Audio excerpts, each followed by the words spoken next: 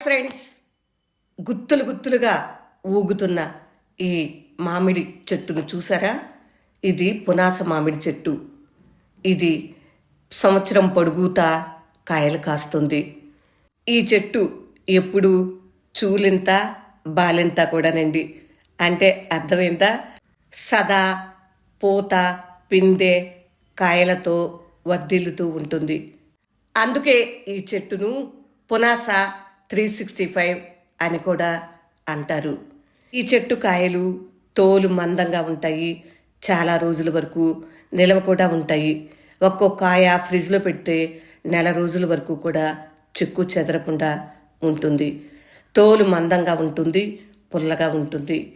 365 రోజులు దొరుకుతాయి కాబట్టి ఇది పెరటి తోటల పెంపకానికి అనువైన రకం. 200 లీటర్ల డ్రమ్లో కూడా ఈ మామిడి చెట్టును పెంచుకోవచ్చు. అయితే మామిడి చెట్టుకు చెదలు వ్యాపించే అవకాశం ఉంది. అందుకనే భూమికి ఎత్తుగా కొమ్మలు ఉండేటట్లు జాగ్రత్త తీసుకోవాలి. చెట్టు మొదట్లో అప్పుడప్పుడు కిరోసిన్ చల్లుతూ ఉండాలి. చెట్టు కొమ్మలను కూడా పరీక్షిస్తూ ఉండాలి.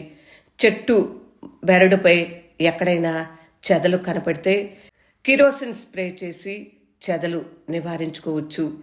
బాగా ఎండిన పశువుల ఎరువులు ట్రైకోడెర్మా, సూడోమోనాస్ లాంటివి కలిపి 1 నెల వరకు విడిగా ఉంచి ఆ మిశ్రమాన్ని మొక్క మొదట్లో పోసి బాగా తవ్వాలి. అప్పుడు చీడపీడలు వ్యాపించకుండా ఉంటాయి.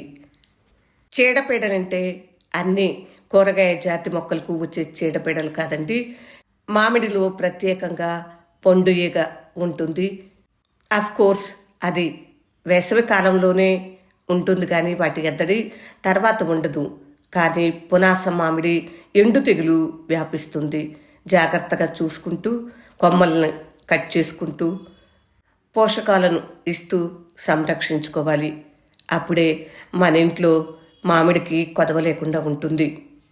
మేము ఈ చర్యలన్నీ చేపట్టి ఆ మామిడి చెట్టును సదా రక్షించుకుంటూ ఉంటాము. ఎప్పుడు మామిడి రుచికి కొదవ లేకుండా ఆస్వాదిస్తూ ఉంటాము. అంటుకట్టిన పునాస మామిడి మొక్కలు అన్ని నర్సరీల్లోనూ 150 నుండి 200 రూపాయల వరకు సులభంగా దొరుకుతాయి. మీరు మామిడి మొక్కను కొనుక్కునేటప్పుడు మామిడి సీజన్లో తప్ప అన్ని సీజన్లోనూ చెట్టుకి పూత ఉన్నది చూసి కొనుక్కోండి. అది పునాస మామిడే అవుతుంది.